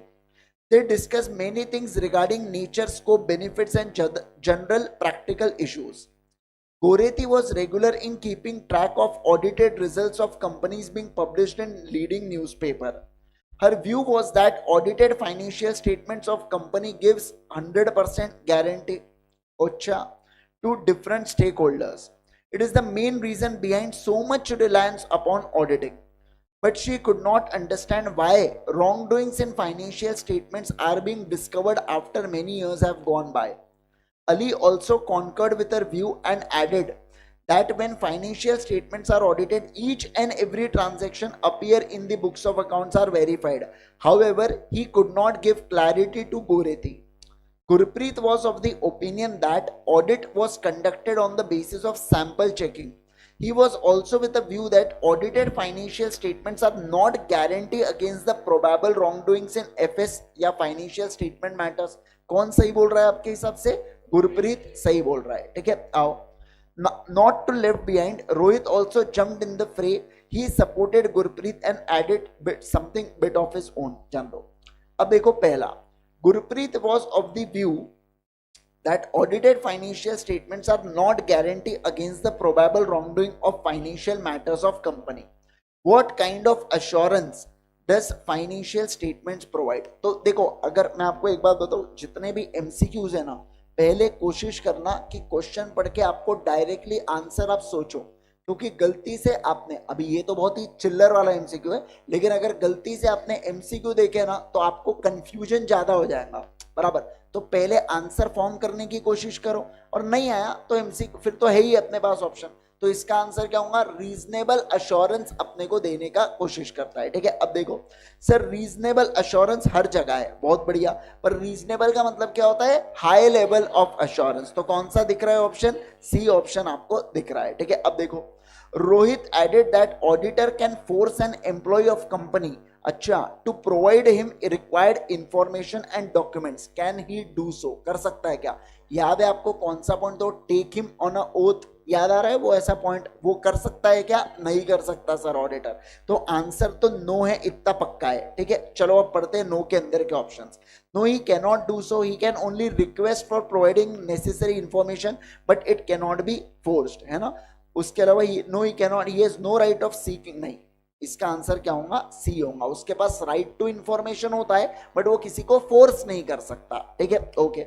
Ali had listened in one of the classes that audit covers all aspects of the entity and concluded that each and every transaction is verified. क्या हर एक transaction verify होता है क्या? नहीं sir. Limitations of audit में पढ़ा था, sample होता है, इसीलिए तो इनहेरिटेंट लिमिटेशन है, नहीं तो इनहेरिटेंट लिमिटेशन क्यों होते हैं, है ना। देखो, Gorethi also seemed to be in agreement with him, but she was of the view that besides this, it is also meant that audit should be so organized to cover all areas of an entity. Which of the following statement is appropriate? बताइए, सिर्फ Ali correct है या गोरेती correct है या both Ali and Goretti and Ali and गोरेती are incorrect? क्या होना चाहिए आपका? बोलो जल्दी से मुझे। Option B, only view of Goretti is correct कि अली इज करेक्ट? अली बोल रहा है कि ऑल एस्पेक्ट्स करो कि हर एक ट्रांजैक्शन को, लेकिन गोरेती बोल रही है यहाँ पे seem to be agreement with him but she was of the view that besides this audit should also be organized to cover all areas of entity. ठीक है ना। तो बताइए मुझे कौन यहाँ पे सही है और कौन यहाँ पे गलत है? 100% ट्रांजैक्शन तो चेक नहीं होने चाहिए, तो गोरेती का सही है कि यहाँ पे क्या कि मतलब ऑल ट्रांजैक्शन ऑल एरियाज को आप चेक करो। ऑल ट्रांजैक्शन को चेक करने की जरूरत है क्या? नहीं सर। समझना, हर एक ट्रांजैक्शन को चेक करने की जरूरत नहीं है, लेकिन हर एक एरिया को, एस्पेक्ट्स ऑफ द एंटिटी अपन ने पढ़ा था पहला ही पॉइंट, उसके बारे में बात किया गया। ठीक है, okay. All of them also discuss about benefits of auditing. Which of the following is not likely to be the benefit of auditing? देखिए, since auditing is connected to future events, audited can be easily relied upon to the user. Errors and fraud may be discovered, ये true है बेटा, फिर मतलब ये benefit है। ठीक है ना। इसके अलावा government authority can make use of audited statement for different purpose. It can help in bringing out deficiencies in maintenance of financial record. तो मेरे हिसाब से ए वाला लग रहा है यहाँ पे। ए क्या कह रहे हैं देखो ना, auditing is connected to future events. Auditing तो कौन से इवेंट से होता है? Historical events. तो फ्यूचर कहां से? अपन ने तो पढ़ा था कि फ्यूचर की गारंटी नहीं देता, ऐसा पढ़ा था अपन ने, है ना। यस, अब देखो fifth, Gorethi told her friends that she has read a news report about how companies has misled its auditor by producing some fabricated documents. Which of the following seems appropriate in this regard? क्या auditor guarantee दे सकता है fabricated document के regarding? क्या वो authenticate कर सकता है क्या डॉक्यूमेंट को? नहीं सर। देखो, it is wrong on the part of auditor, नहीं। Although it was wrong on the part of auditor to rely upon fabricated document, he cannot do anything in the matter. He has to report on the basis of documented provided to him. He has no duty in this regard. और पढ़ते हैं, auditor has to conduct audit by exercising professional skill and competence. ये पढ़ा था अपन ने। But he is not likely expert in discovering genuineness of the document. ये तो बहुत ही अच्छा लग रहा है। Hence, management consisting of dishonest person may have led him to rely upon fabricated document deliberately. मेरे हिसाब से तो सी आंसर एकदम एक्यूरेट बैठ गया। बराबर है क्या? चलो, क्या आप बात को समझे क्या? तो जो पढ़े उसमें से चीजें आने वाली है क्या? डेफिनेटली आने वाली है। ठीक है, चलिए आओ और देखो। अब एक आधा और क्वेश्चन आपको बता ही देता हूं मैं, जरा मुझे जवाब आप देना। ठीक है, कहां है वो क्वेश्चन? किधर है वो क्वेश्चन? ये रहे वो क्वेश्चन। देखो क्या, फोर्थ वाला क्वेश्चन देखो जरा। A chartered accountant is specifically asked to check accounts whether fraud exist. State with the reasons whether it is example of reasonable assurance engagement. रुक जाना एक मिनट, शांत रहना सारे लोग। कौन बताएगा मुझे इसका जवाब? बताइए मुझे कौन इसका जवाब देगा? कोई भी व्यक्ति हाथ खड़ा करके बताइए, या आप नहीं करेंगे तो मैं यहाँ पे। हाँ बेटा बताइए।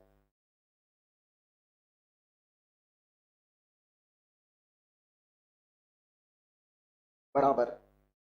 हाँ, अगर रीजनेबल अश्योरेंस एंगेजमेंट है, मतलब ही होता है कि ऑडिट करना हिस्टोरिकल फाइनेंशियल स्टेटमेंट्स का, मतलब इसका काम होता है अच्छा खासा भरोसा प्राप्त करना। और ऑडिट इन्वेस्टिगेशन होता है क्या? नहीं सर, इन्वेस्टिगेशन स्पेसिफिक मैटर में अपन लोग करते हैं, यहाँ पे वो वाला पार्ट नहीं आता है, ठीक है ना। तो audit is different from investigation. जब आप पहले से फ्रॉड को ढूंढने के लिए अगर ऑडिटर को ला रहे हो तो इसका मतलब वो ऑडिट नहीं होगा, वो इन्वेस्टिगेशन होगा, और इन्वेस्टिगेशन में रीजनेबल अश्योरेंस वाला पॉइंट नहीं आता, ठीक है। यस, चलो देखो क्या, an audit does not provide absolute assurance. Discuss how nature of audit procedure itself is one of the reason to which audit cannot provide absolute assurance। अब मान लो ये क्वेश्चन 4 मार्क के लिए एग्जाम में आता है, ठीक है ना। तो मुझे एक बात बताइए, आप इसके अंदर क्या लिखोगे? सबसे पहले इनहेरिटेंट लिमिटेशंस ऑफ ऑडिट या केवल और केवल नेचर ऑफ ऑडिट प्रोसीजर, क्या लिखोगे बोलो? केवल नेचर ऑफ ऑडिट प्रोसीजर, ये लिख लिए तो बीकॉम हो गया, ये लिख लिए तो इंटरमीडिएट चल रहा है, ठीक है। मतलब आपको जितना पूछा, ये क्यों स्क्रीन, समझो आप बात को, आपको जितना पूछा उतना लिख के आने का। नेचर ऑफ ऑडिट प्रोसीजर्स आपको लिख के आना है कि ऑडिटर ऑडिट प्रोसीजर लगाता है, उसके मदद से उसको ऑडिट एविडेंस मिलते हैं, एविडेंस की मदद से कंक्लूजन, कंक्लूजन की मदद से ओपिनियन। लेकिन मैं 100% ट्रांजैक्शन को चेक नहीं कर सकता, मैं सैंपल की मदद से करता हूं।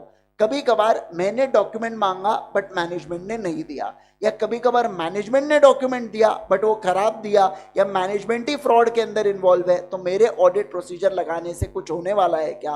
नहीं होने वाला है, ये आपका आंसर बनेगा। याद है अपन ने वो चार्ट बनाया था ऐसा, और फिर इधर आके 100% ट्रांजेक्शन, सैंपल और वो सब चीजें लिखी हुई थी वहां पे, रिकॉल हो रहा है ना? यस। अब देखो मैं आपको बताऊं क्या, एक बात समझो, आपको बुक की चीजें है ना इतनी जल्दी रिकॉल नहीं होंगी, लेकिन अगर आप साथ साथ में नोट्स बनाओगे, खुद के लिखे हुए नोट्स, आपको वो पेज के साथ क्या होता है, फोटोग्राफिक मेमोरी जनरेट हो जाती है अपने माइंड में। 2-3 बार आप पढ़ोगे ना नोट से तो ऑटोमेटिकली याद रह जाता कहाँ पे क्या लिखा हुआ है, क्योंकि खुद से लिखा ना 2-4 सेंसेस लगे ना, सोचोगे, देखोगे, लिखोगे, सुनोगे, तो 3-4 सेंसेस लग गए तो रिटेन रह जाता है। इसलिए नोट्स अगर कोई अभी नहीं भी बनाया होगा, अब एक चैप्टर तो हो गया, पर कोई दिक्कत नहीं, बाद में बना लेना, और सेकंड चैप्टर से साथ साथ में बनाते हुए चलना, बहुत ज्यादा क्या होगा आपके लिए, बेनिफिशियल होंगे नोट्स। और आखिरी 1.5 दिन में आप सोच ही नहीं सकते, 2 बार आपका ऑडिट क्या हो जाएगा, रिवाइज हो जाएगा। अब समझ रहे क्या, है ना? चलिए, तो ये क्या हुआ, क्या आपको क्वेश्चन समझ में आ रहे हैं? बताइए। अब क्या चाहिए? यही तो चाहिए कि कंसेप्ट समझे और क्वेश्चन सॉल्व कर पाए, ये 2 ही चीजें चाहिए अपने को। 2 चीजें हो गई, अभी वर्क करेंगे तीसरा प्रेजेंटेशन के ऊपर, ठीक है। ये 2 चीजों के ऊपर कॉन्फिडेंस आ रहा है? बताइए जल्दी से मेरे को, किसी को डर तो नहीं लग रहा? बोले क्या नया सब्जेक्ट है, क्या फालतू बना चल रहा है, फ्रॉड क्या है, मिस एमएम क्या है, पक्का ना? चलो आओ ध्यान दो। अब देखो क्या, अब वैसे मैं आपसे, मतलब आपको अभी तक मैंने पढ़ाया नहीं ये चीज, बट मैं ऐसे ही पूछ ले रहा हूं, मेरी इच्छा हो रही है। तो देखो क्या, an assurance engagement involves 3 party relationship. क्या मुझे कोई बता सकता है 3 पार्टी रिलेशनशिप मतलब इसके अंदर कौन कौन व्यक्ति आने वाले हैं? आपने जवाब दिए, कोई और व्यक्ति बताना चाहे? हाँ बेटा बताइए। ऑडिटर, मैनेजमेंट, शेयर होल्डर, बिल्कुल सही, तालियां बजाइए इसके लिए। देखो क्या, मैं अगर बात, अरे बजाओ, इसी को टेक्निकल शब्द क्या दिया था, प्रैक्टिशनर।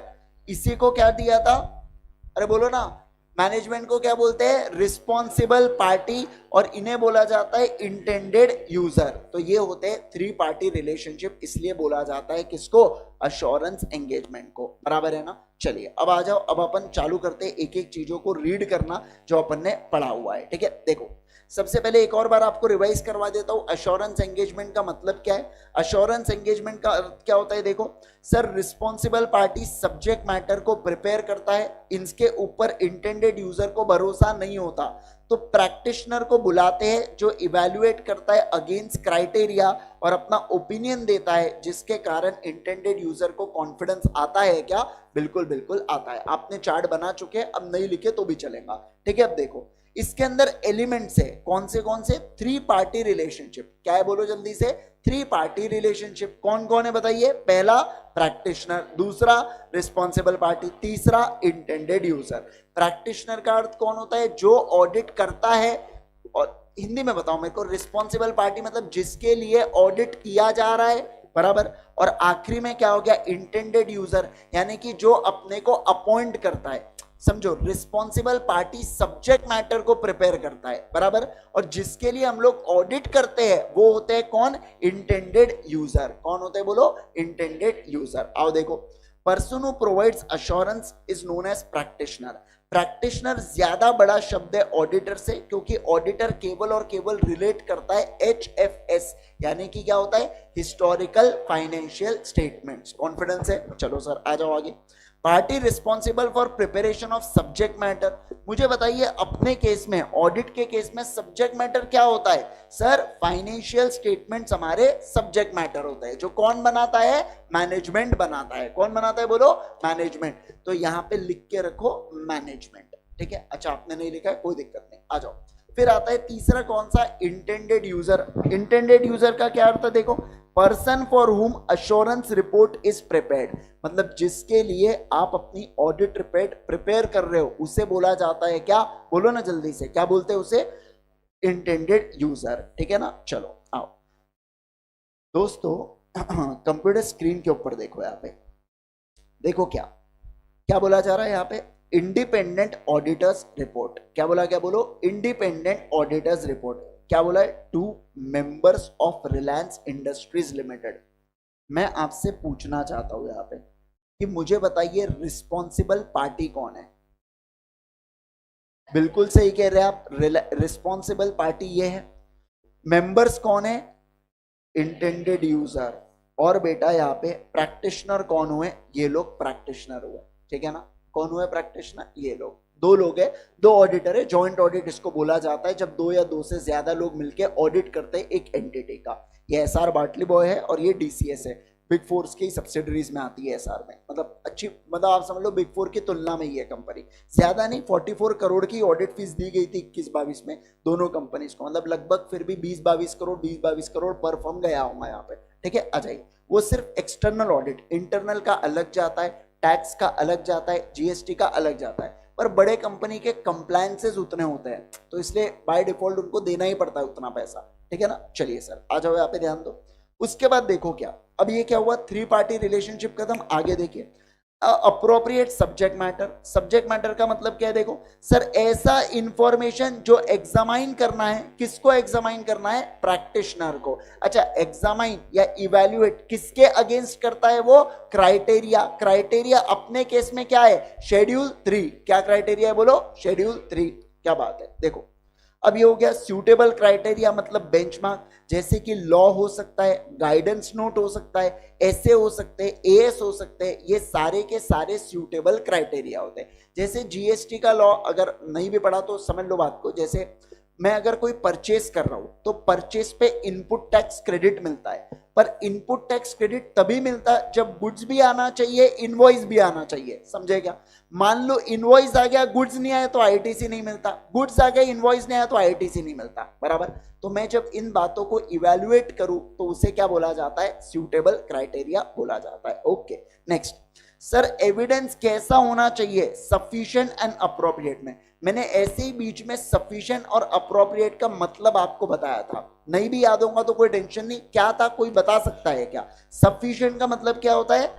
क्वांटिटी, बिल्कुल सही कहा। और अप्रोप्रिएट का मतलब क्या होता है? क्वालिटी, है ना। देखो सर, ऑडिटर ऑडिट प्रोसीजर लगाता है, क्या मिलेगा ऑडिट प्रोसीजर लगा के? Audit evidence. ऑडिट एविडेंस से क्या मिलता है? कंक्लूजन। कंक्लूजन से क्या बनाया जाता है? ओपिनियन। अब ये ऑडिट एविडेंस जिससे मैं कंक्लूजन पे पहुंच रहा हूं, ये 2 प्रकार के होने चाहिए। कैसे? सफिशिएंट और अप्रोप्रिएट, मतलब प्रॉपर क्वालिटी के हो, प्रॉपर क्वांटिटी के हो। मैं 1 लाख सेल के ट्रांजैक्शन कर रहा हूं, मैं 10 ट्रांजैक्शन को चेक करके नहीं बोल सकता सेल एकदम बराबर है, समझे आप बात को? कम से कम 1000 तो करो, 10,000 तो करो, कुछ तो रीजनेबल अमाउंट करो। और दूसरा क्या बोला गया? दूसरा बोला गया प्रॉपर क्वालिटी के होना चाहिए। मेरे को अगर ओपिनियन सेल्स पे देना है तो क्या मैं परचेस के ट्रांजैक्शन को चेक करके सेल्स के ऊपर रिपोर्टिंग दे सकता? क्या नहीं। मुझे लाइबिलिटी के ऊपर चीजें बताना है तो मैं बैंक को चेक करूंगा, पार्टी के इनवॉइसेस को चेक करूंगा, डेटर को या गुड्स आया उसको देख के कुछ होने वाला है क्या? नहीं होने वाला है। तो अप्रोप्रिएट होना और सफिशिएंट होना दोनों भी जरूरी है क्या? बिल्कुल जरूर। आपका मान लो कल पेपर है बीकॉम का, कल काय का पेपर है आपका? कल है ना पेपर आपका, कल शाम में क्लास है ना अपनी, है ना। कल आपका इकोनॉमिक्स है, आप आज जाके लॉ पढ़ोगे क्या? बिजनेस लॉस अगर होगा उसके अंदर तो पढ़ोगे क्या? नहीं, क्योंकि आप बोलोगे वो अप्रोप्रिएट नहीं है, समझ रहे? अब मान लो इकोनॉमिक्स में आपको 10 चैप्टर होंगे तो आप 8 तो पढ़ के जाते हो, बोले 2 तो हम ऐसे ही संभाल लेंगे, समझ रहे क्या? तो 8 क्यों पढ़े? सफिशिएंट है इसलिए पढ़ा ना बेटा, नहीं तो आप तो फिर सफिशिएंट होता तो 2-3 ही पढ़ लेते, बराबर ना? तो इसलिए सफिशिएंट भी होना चाहिए और प्रॉपर क्वालिटी का भी होना चाहिए। फिर देखो अश्योरेंस रिपोर्ट कैसी दी जाती है? रिटर्न रिपोर्ट होती है, याद करना ऑब्जेक्टिव ऑफ ऑडिटर। सेकंड वाला क्या था? Report and communicate. कैसी की जाती है? राइटिंग में की जाती है। ये देखा ना अपन ने रिलायंस के केस में, देखो ये रिटर्न रिपोर्ट है ना बेटा, बोलो ना जल्दी से, लिखा हुआ है ना पूरा चीजें, तो ये रिटर्न रिपोर्ट हुआ, ठीक है ना?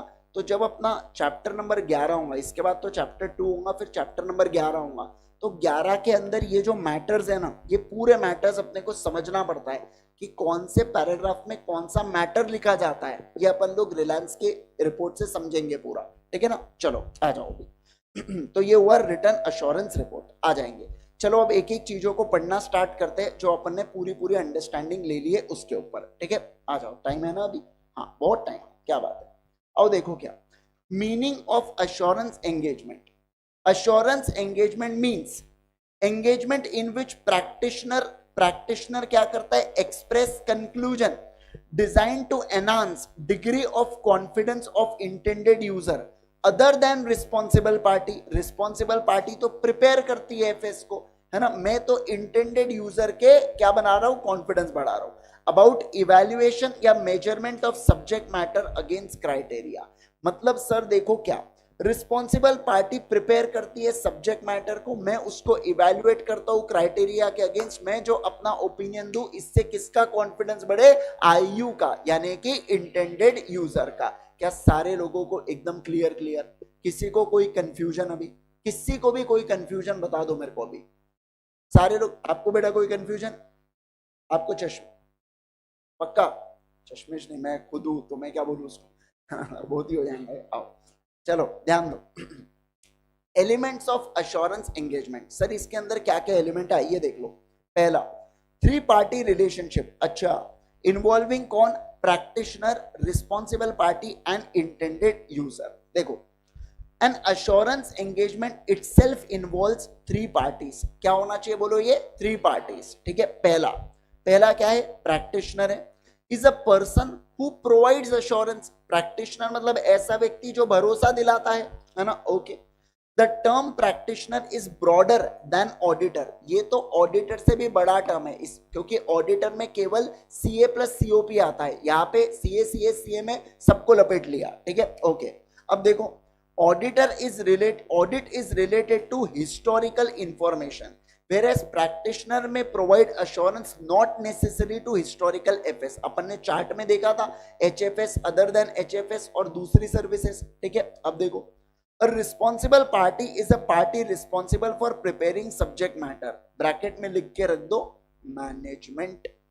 फिर यहाँ पे intended user are the person for whom assurance report is prepared, यहाँ पे लिख के रख दो शेयर होल्डर, गवर्नमेंट, क्रेडिटर। फिर this person may use the report in making decisions, ठीक है? आ जाइए।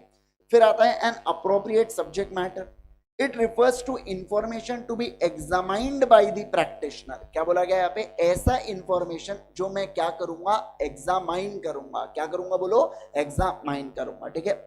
Suitable criteria, this refers to the benchmark to evaluate subject matter, जैसे स्टैंडर्ड हो गए, गाइडेंस नोट हो गए, लॉज हो गए, रूल्स हो गए, रेगुलेशंस हो गए, ठीक है ना? यस। अब देखो अगला, आप लोगों ने एक चीज पढ़ी होंगी क्या, कि अगर आप कोई भी कंपनी डिविडेंड डिक्लेयर करती है तो उसको कितने दिन में पे करना पड़ता है? 30 दिन में। नहीं पे किया तो 7 दिन में ट्रांसफर करना पड़ता है। अगर वहां से 7 साल तक अनक्लेम रहा तो IPF में ट्रांसफर करना पड़ता है, बराबर? तो अब ये एक लॉ है बेटा। ऑडिटर जब ऑडिट करने आएगा वो चेक करेगा डिविडेंड दिया क्या, डिविडेंड दिया तो कौन सा, क्या 30 दिन में दिया, क्या नहीं दिया तो 7 दिन में ट्रांसफर किया क्या?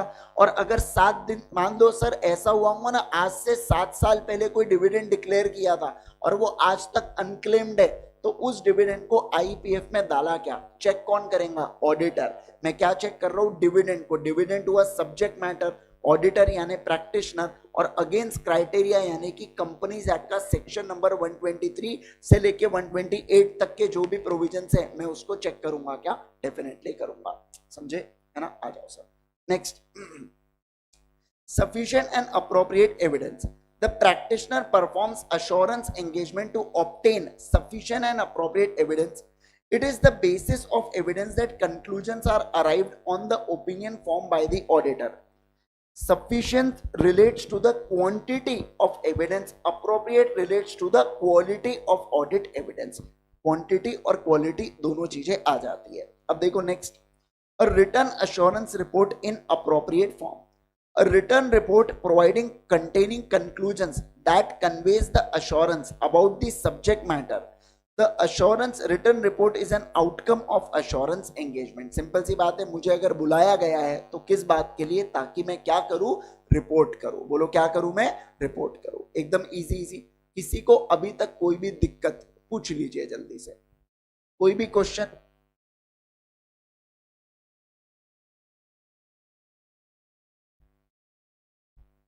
पक्का?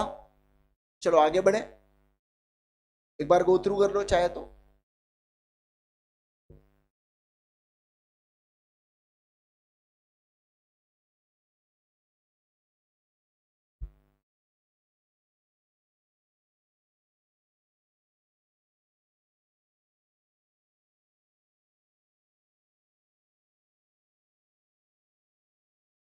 हाँ बोलो।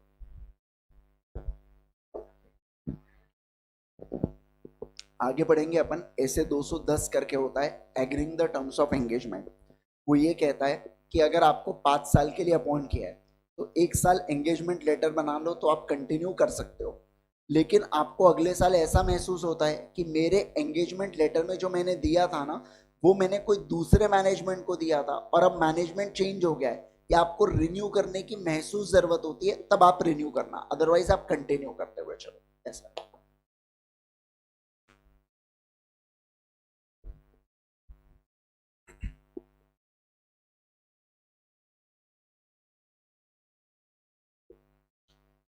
चलो पढ़ना स्टार्ट करें आगे का। देखो क्या, अब बात करेंगे रिव्यू के बारे में। मीनिंग ऑफ रिव्यू क्या है, और ऑडिट वर्सेस रिव्यू मतलब क्या, कि ऑडिट और रिव्यू में क्या अंतर है उसके बारे में पढ़ते हैं। देखो क्या, याद है आपको अपन ने स्टैंडर्ड ऑन रिव्यू सर पढ़ा था ना, standard on review engagement, SRE है ना। देखिए यहाँ पे क्या रिव्यू क्या होता है, एक लिमिटेड अश्योरेंस होता है। लिमिटेड अश्योरेंस का मतलब मुझे बताइए, हाई लेवल, मॉडरेट या low level? Moderate. Low level का तो काम ही नहीं है अपने पास, है ना। आ जाइए। And provides lower level of, क्या बात कर रहे सर, अरे लेकिन ये तो देखो than audit, lower level than audit मतलब क्या, कि हाई लेवल से लोअर यानी कि मॉडरेट लेवल, ऐसा यहाँ पे कहना है, ठीक है ना। उसके बाद further review involves fewer procedure. अच्छा, gather sufficient and appropriate evidence on the basis of which limited conclusion can be drawn। अपने को भैया लिमिटेड कंक्लूजन के ऊपर पहुंचना है, ज्यादा नहीं। रिव्यू का मतलब क्या होता है भैया, जैसा लॉ ने तुमको बोला था वैसा तुमने किया कि नहीं किया उसको देखना, उसे रिव्यू। रिव्यू मतलब व्यू करना दोबारा से, बराबर ना। पहली बार व्यू मैनेजमेंट ने किया होगा, दूसरी बार मैं उसको चेक कर रहा हूं जैसा प्रोसीजर बोला है वैसा प्रोसीजर हुआ कि नहीं हुआ, उसे बोला जाता है रिव्यू करना, ठीक है। चलो आओ ध्यान दो। However, both audit and review are related to financial statement prepared on the basis of historical financial information। भैया ऑडिट और रिव्यू दोनों किसके ऊपर होता है, HFS के ऊपर होता है। याद आ गया चार्ट में, है ना। HFS के 2 कॉलम बने थे, इधर और इधर, है ना। देखो लगे तो लेके जाता हूँ चार्ट के पास, ये देखिए यहाँ पे ये हुआ HFS। HFS में रीजनेबल, नॉट रीजनेबल, इसे रिव्यू बोला गया था, और यहाँ पे क्या बोला गया था, ऑडिट बोला गया था, बराबर है। चलो सर आ जाओ, अब ध्यान दो। अब बात करेंगे types of assurance engagement. Reasonable assurance का मतलब होता है हाई लेवल, लिमिटेड अश्योरेंस का मतलब होता है मॉडरेट लेवल, ठीक ठाक नॉर्मल, है ना। आ जाओ, अब दोनों के बीच का डिफरेंस इंपॉर्टेंट मार्क करना, लिख के रखो साइड में, इंपॉर्टेंट, ठीक है। आओ देखो, reasonable assurance provide high level of assurance, limited assurance provide lower level of assurance than reasonable. अरे भैया चुपचाप मॉडरेट लिखो ना यार, काहे कंफ्यूजन कर रहे हो, मॉडरेट लेवल ऑफ अश्योरेंस, ठीक है। अब देखो, it performs elaborate and extensive procedure. Elaborate and extensive का मतलब होता है डिटेल प्रोसीजर्स होती है ऑडिट के अंदर, है ना। Okay. It perform fewer procedure as compare to reasonable assurance, क्योंकि यहाँ पे मेरे पास उतना काम नहीं होता, सारा काम मैनेजमेंट ही कर लेती है, मैं तो बस देख रहा हूं यार एक बार बराबर से हुआ कि नहीं हुआ करके, ठीक है। ओके। अब देखो, it draws reasonable conclusion on the basis of sufficient and appropriate evidence. It involves obtaining sufficient and appropriate evidence to draw limited conclusion। मतलब सर यहाँ पे obtain करते हैं जिससे अपन limited conclusion draw कर सके। जैसे देखो example of is review engagement, और यहाँ पे होता है audit engagement। मतलब जब audit करने के लिए बुलाते हो तो उसे बोला जाता है reasonable assurance, और जब आप review करने के लिए बुलाते हो कि भाई चेक कर लेना कि मेरे जो disclosures है वो बराबर है कि नहीं है, तो उसको बोला जाता है क्या, review engagement बोला जाता है। जैसे देखो आप लोगों ने ये पढ़े होंगे ना, फाइनेंशियल स्टेटमेंट्स का भी फॉर्मेट होता है बेटा, है ना। जैसे ये देखिए, नॉन करंट असेट में पहले पीपी आएगा, फिर capital work in progress, intangible asset, है ना। ये सारा फॉर्मेट है, ऐसा नहीं है कि मत आप सोच के देखो, आज अदानी की इच्छा होगी वो बोलेंगे मैं करंट एसेट ऊपर चढ़ाऊंगा करके, ऐसा नहीं चलता, वो दे के रखा है शेड्यूल 3 ने। तो ऑडिटर का जब बुलाया जाता है ये देखने के लिए कि शेड्यूल 3 के हिसाब से बैलेंस शीट प्रॉपर बनी कि नहीं बनी, तो उसे कौन सा एंगेजमेंट बोलेंगे, रिव्यू एंगेजमेंट। क्या बोलेंगे, बोलो रिव्यू। लेकिन मैं अगर बुलाऊं ऑडिटर को कि तू डिटेल में चेक कर कि इस फाइनेंशियल स्टेटमेंट में कहीं मटेरियल मिसस्टेटमेंट तो नहीं, तो उसे क्या बोला जाता है, ऑडिट एंगेजमेंट। समझे क्या आप बात को, है ना। जब देखो बात आती है एफएसएमएम की, बात आती है किसकी, एफएसएमएम की, तो वहां पे हो जाता है ऑडिट। लेकिन मैं बस डिस्क्लोजर चेक कर रहा हूं कि ढांचा बराबर है क्या, सब सही तरीके से अमाउंट डाला है क्या, तो उसे क्या बोला जाता है, रिव्यू एंगेजमेंट। रिव्यू एंगेजमेंट दोनों किससे रिलेटेड है, एचएफएस से रिलेटेड है। किससे रिलेटेड है, बोलो एचएफएस से रिलेटेड। समझ में आ रहा है बेटा, समझ में आ रहा है, पक्का पक्का, है ना। बताओ मुझे लिमिटेड एश्योरेंस क्या होता है, हाई लेवल, मॉडरेट लेवल की लोअर लेवल, मॉडरेट लेवल। और ये किसके ऊपर, अदर देन एचएफएस की एचएफएस, अदर देन एचएफएस की एचएफएस, एचएफएस तो पहले क्यों अदर देन एचएफएस बोला, वैसे अदर देन एचएफएस के ऊपर भी मॉडरेट लेवल ऑफ एश्योरेंस दिया जाता है, ठीक है ना। यस, चलो आओ ध्यान दो, घबराना नहीं, गलत भी जवाब दिया तो ऐसा कोई प्रॉब्लम नहीं है ना। चलो आओ ध्यान दो। अब देखो क्या, प्रोस्पेक्टिव फाइनेंशियल स्टेटमेंट। प्रोस्पेक्टिव मतलब क्या, कि जो आने वाले फाइनेंशियल स्टेटमेंट्स है, ठीक है, फ्यूचरिस्टिक ऐसा आप समझो। means information based on assumption about events that may occur in the future and possible action by entity। जैसे आपने अगर बैंक को आप सबमिट करते हो कि प्लीज हमें लोन दे दो, अगर आप लोन देंगे तो मशीनरी खरीदेंगे, मशीनरी के इतने कैश फ्लोज होंगे, वही तो आप डिसीजन नहीं लेते क्या बैंक से लोन लेना कि प्रेफरेंस शेयर या डिबेंचर्स फ्लोट करना, ऐसा एफएम में पढ़े होंगे ना आपने। तो वो जो फ्यूचरिस्टिक प्रोजेक्शन, क्या सही में उसमें 30,000 का कैश फ्लो है, किसी महीने 29,000 भी तो हो सकता, किसी महीने 35,000 का कैश फ्लो हो सकता है, आप समझ रहे क्या। तो आप अजम्पशन पे लेते हो कि ये हो सकता है और उससे कैलकुलेशन करते हैं, ठीक है। Okay. It can be in the form of forecast, projection और कॉम्बिनेशन ऑफ बोथ, ठीक है। In assurance report involving prospective financial information, यानी कि ये अदर देन एचएफएस में जा रहा है बेटा, ये है ना। The practitioner obtain sufficient appropriate evidence to the effect that management assumption on which prospective information is based is not unreasonable। यानी कि जो मैनेजमेंट के assumption है ये फालतू के assumption नहीं है। The prospective information is properly prepared on the basis of assumption and is properly presented in all material assumption are adequately disclosed। Prospective financial information कौन से इवेंट से रिलेटेड होता है, फ्यूचर इवेंट से रिलेटेड, हिस्टोरिकल नहीं, other than historical में आता है प्रोस्पेक्टिव, ठीक है। While evidence is available to support assumption for prospective financial information is based, such evidence in itself is generally future oriented। मतलब ये किसके बारे में बात कर रहे हैं, देखो ये प्रोजेक्ट रिपोर्ट, इसे ही बोला जाता है प्रोस्पेक्टिव फाइनेंशियल स्टेटमेंट्स, ठीक है ना। ये किसके आते हैं, अदर देन एचएफएस में। यहाँ पे भी कैसा, मॉडरेट लेवल ऑफ अश्योरेंस, और एंगेजमेंट को क्या बोलेंगे, स्टैंडर्ड ऑन अश्योरेंस एंगेजमेंट बोला जाता है, ठीक है। चलो अब देखो क्या, The auditor is therefore not in a position to express opinion as whether results shown in the prospective financial information will be achieved. मतलब देखो क्या बोला कि यहाँ पे बोला जा रहा है कि ऑडिटर अपना ओपिनियन नहीं दे सकता। मतलब ऑडिटर कैसा ओपिनियन नहीं दे सकता बोलो? रीजनेबल अश्योरेंस ऑडिटर नहीं दे सकता कि ये जो प्रोस्पेक्टिव या फ्यूचरिस्टिक फाइनेंशियल स्टेटमेंट्स है, आप कह रहे हो कि अगले साल 1 करोड़ का प्रॉफिट कमाओगे। अरे भैया कमाएंगे कि नहीं कमाएंगे मैं गारंटी नहीं देता। आप समझ रहे क्या? मैं गारंटी नहीं देता। हाँ, मैं चेक कर रहा हूं कि जिस अजम्पशन के ऊपर ये बनाए गए क्या वो सही है क्या, मैं उतना यहाँ पे चेक करता हूं। ठीक है, ओके। देयरफॉर दिस, देखो क्या बोला गया, इसे अश्योरेंस एंगेजमेंट बोला जाता है। क्या बोला जाता है बोलो? अश्योरेंस एंगेजमेंट, है ना? यस। तो practitioner provides a report assuring that nothing has come to the practitioner's attention to suggest that these assumptions do not provide reasonable basis for projection. Such type of assurance engagement provide only moderate level of assurance. कैसा level of assurance है बोलो? Moderate level of assurance। क्या अपना हर चीज chart में covered है पूरा, है ना? देखो यहाँ पे सारी चीजें हैं कि पहली बात तो ये किसके ऊपर लगता है, ये मॉडरेट लेवल ऑफ अश्योरेंस है, इसे स्टैंडर्ड ऑन अश्योरेंस एंगेजमेंट कहते हैं। ठीक है, देखो क्या, अब आप सारे लोग जानते हो बेटा आजकल एएस से इंड एएस की तरफ हम लोग शिफ्ट कर रहे हैं। हम लोग क्यों शिफ्ट कर रहे हैं? क्योंकि इंटरनेशनल नॉमेनक्लेचर को फॉलो करने के लिए। उसी प्रकार से स्टैंडर्ड में भी इंटरनेशनल नॉमेनक्लेचर को फॉलो किया जाता है। जैसे अगर कोई भी स्टैंडर्ड ऑन ऑडिटिंग बनेंगे ना, उसका नंबर 100 से 899 तक ही होगा। जैसे ऐसे 200 अपन लोगों ने पढ़ा, क्या है ऐसे 210? ओवरऑल ऑब्जेक्टिव, ओ याद आ रहा है? Overall objective. तो ये क्या हुआ बेटा, ये आप समझ रहे? 100 यही रेंज में आया ना वो अपने 100 से 899।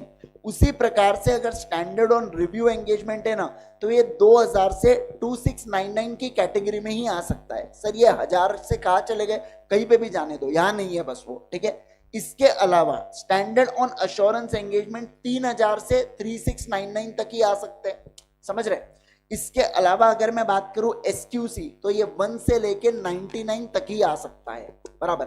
तो अपने हाल फिलहाल में अपने को इंटर में क्या पढ़ना है? स्टैंडर्ड्स पढ़ना है। ऐसे कि 700 सीरीज तक है, 800 सीरीज अपने इंटर में नहीं है, 800 सीरीज फाइनल में है। ठीक है, और यहाँ पे अपने को एसक्यूसी 1 पढ़ना है। एक ही एसक्यूसी का स्टैंडर्ड है एसक्यूसी 1, मतलब ओवरऑल नेशनल लेवल पे भी एक ही स्टैंडर्ड है एसक्यूसी 1, और वो अपने इंटर का पार्ट है। तो इंटर में है एसक्यूसी और स्टैंडर्ड।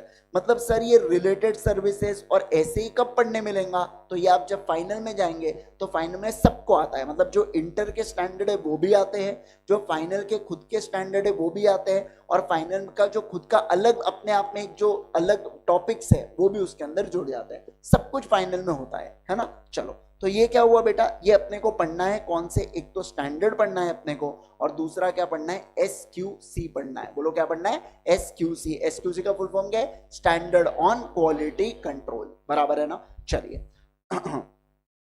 ये आपने ये बना लिया था क्या, ये वाला? सॉरी, ये वाला एक्चुअली मेरे घर पे जो स्टूडियो है ना उधर इधर स्क्रीन है, तो मेरे बाय डिफॉल्ट मेरा हाथ इधर जाता है। ठीक है ना, तो इसलिए इधर ऐसा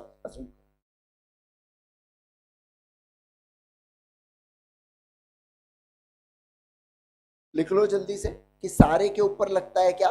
स्टैंडर्ड ऑन क्वालिटी कंट्रोल।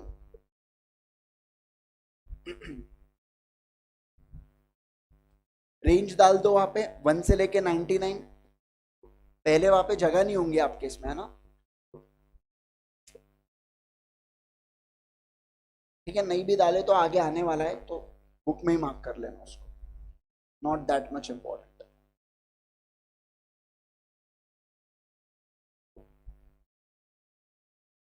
हो गया आपका ये स्क्रीन क्यों ऐसी हो जाती है यार यहाँ पे? आपको आज का ये लगेगा ना पीडीएफ? ठीक है, मैं इसको घर जाके भेजता हूँ आपको। यहाँ पे नेट नहीं, यहाँ का भी किसी को पता है? नहीं बताया? मौका नहीं मिला क्या यहाँ का? बाजू क्या आदमी है भाई, ये बाजू वाले घर का भी हैक करके रखा है। क्या बात कर रहे हैं? उनको अभी तक महसूस नहीं हुआ कि उनके साथ क्या क्या हो रहा है? चलो हो गया क्या? चलो आज कुछ नया नहीं पढ़ेंगे अभी, बस इतना ही करेंगे आज, कल इस चैप्टर को फिनिश कर देंगे। लेकिन एक दो क्वेश्चन थोड़ा सा डिस्कस कर लेता हूं लेकिन मैं आपके साथ। आप इसको ऐसा भी कर सकते हैं कि ये जो पेजेस है ना एज इट इज इसके प्रिंट निकाल ले, अगर जिनको बहुत ही आलस है लिखने का तो ऐसा कर सकते हैं, लेकिन वो चैप्टर होने के बाद ही हो सकता है, क्योंकि मतलब जैसे वो डेली बेसिस पर बनते हैं जो भी नोट्स बनते हैं ना, ऐसा ऐसा ये पहले से बनाए हुए ऐसा नहीं है, ये डेली बेसिस पर नोट्स बनते हैं। तो फिर अब जैसे कल की क्लास है तो आज नोट बनेंगे मेरे और फिर मैं कल लाऊंगा, है ना।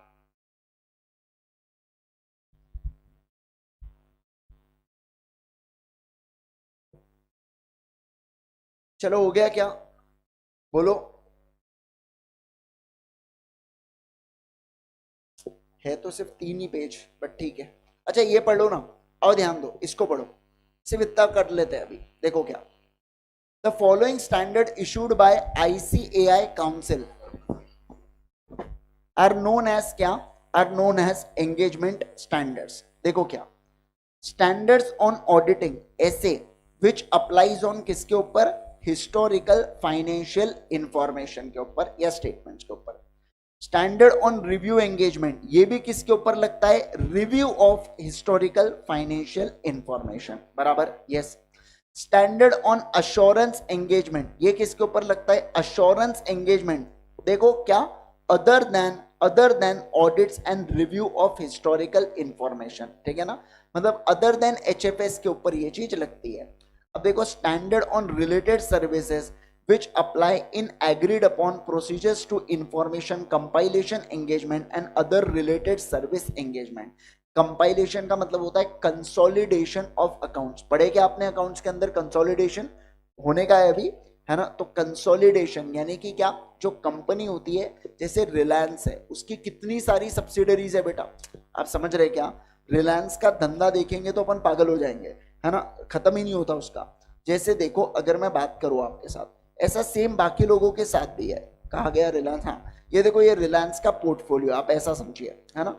रिलायंस क्या करता है, रिलायंस गैस में है, फिर इसके अलावा यहाँ पे रिलायंस डिजिटल है, रिफ्रेश है, फिर मनी कंट्रोल, वूट कलर्स है, जियो सावन है, जियो टीवी है, जियो फ्रेश है, मतलब आप बोलो वो चीजें रिलायंस के है, समझ रहे क्या आप बात को। तो अब इतने सारे वो धंधे करता है, तो यहाँ पे किसी को सब्सिडरी बनाया है, किसी को एसोसिएट बनाया है, किसी को कुछ किया है, तो इन सारे धंधों के जितने भी सेल्स होंगे, जितने भी प्रॉफिट्स होंगे, जितने भी असेट होंगे, जितने भी लाइबिलिटीज होंगी, इनको कंपाइल करके एक बैलेंस शीट बनाई जाती है, जिसे बोला जाता है कंसोलिडेटेड फाइनेंशियल स्टेटमेंट, समझ रहे।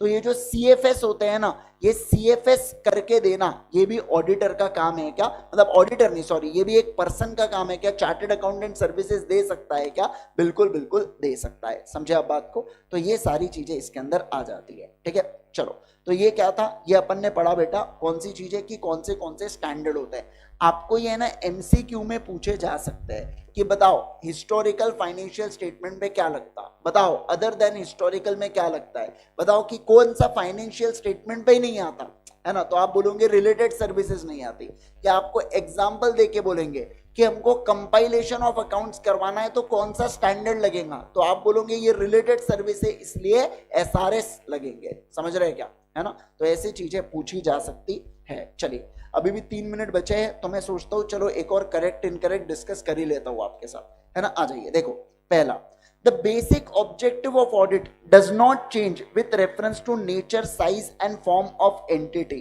ट्रू है या फॉल्स है, बोलो ना। The basic objective of audit, क्या है objective of audit, reasonable assurance और रिपोर्ट एंड कम्युनिकेट। अब वो नीचे का मत बताओ मेरे को, है ना। ये क्या फर्क पड़ता है क्या, नेचर, साइज और फॉर्म से फर्क पड़ता है क्या, नहीं। तो क्या है, ट्रू है क्या स्टेटमेंट, यस सर करेक्ट, बिल्कुल स्टेटमेंट है। अब देखो, the purpose of audit is to enhance degree of confidence of intended user in financial statement, सही है क्या, यस सर। उसके बाद देखो, auditor is not expected to and cannot reduce audit risk to zero and cannot therefore obtain absolute assurance that FS are free from material misstatement, है ना, due to fraud or error। क्या लगता है आपको, true या correct या incorrect, बिल्कुल correct है। क्या कि मैं केवल और केवल रीजनेबल एश्योरेंस ऑब्टेन कर सकता हूं? एब्सोल्यूट नहीं कर सकता। Audit risk can never be reduce to zero due to what? Due to inherent limitations of audit. Inherent limitation में कितने पॉइंट थे? नेचर के 3 पॉइंट थे। नेचर ऑफ, बोलो, फाइनेंशियल रिपोर्टिंग, दूसरा नेचर ऑफ ऑडिट प्रोसीजर, फिर क्या था? Not in a nature of investigation, फिर क्या था? टाइमलीनेस वाला, टाइमलीनेस एंड कॉस्ट वाला, आखिर में क्या था? फ्यूचर इवेंट से रिलेटेड थी। 5 बातें बहुत इंपॉर्टेंट है इनहेरिटेंट लिमिटेशन। अच्छा, अब यहाँ पे इनहेरिटेंट है, लेकिन आप सारे लोग जानते हो कि ऑडिट के कुछ ना कुछ एडवांटेजेस रहे होंगे। एक एडवांटेज बता दो कोई भी, कोई भी एक एडवांटेज।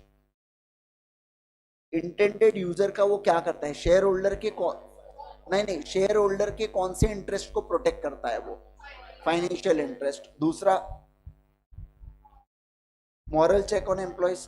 हाँ। तीसरा, गवर्नमेंट का क्या होता है? टैक्सेश वाला। कोई मनी लेंडिंग के लिए क्या है? उनके इंटरेस्ट को प्रोटेक्ट करता है, क्रेडिट देने के लिए। और बताइए, 5वां, इंटरनल कंट्रोल सही है, मतलब कैसे चल रहे, ऑपरेटिंग इफेक्टिवली और नॉट। लगाना अलग है, काम करना अलग है, दोनों को चेक करना ऑडिटर का काम है। 6th वाला क्या हो सकता है? मे डिटेक्ट एरर एंड फ्रॉड, बराबर है क्या? 6 सफिशिएंट है, इसके ऊपर का सवाल भी नहीं बनता। याद आ रहा है आपको? अभी तो बिना देखे बोले याद आ रहा है क्या? देखो, समझना, कंसेप्ट समझना एक तरफ, रिटेन रखना एक तरफ। कंसेप्ट भी समझना चाहिए और रिटेन भी होना चाहिए, तब जाके स्कोर बराबर आने वाला है, बराबर ना? कोई डर लग रहा है अभी सब्जेक्ट को लेके? एक चैप्टर ऑलमोस्ट खत्म होने वाला है, किसी को कोई डाउट, कोई भी डर, तो आप बता दो अभी से। थोड़ा स्लो चलना है कि नॉर्मल स्पीड है? अब 11 पेज के लिए 5 दिन लगा दिया, अब इससे ज्यादा और स्लो नहीं हो सकता मैं, ठीक है ना? चलो, आज के लिए करेंगे केवल और केवल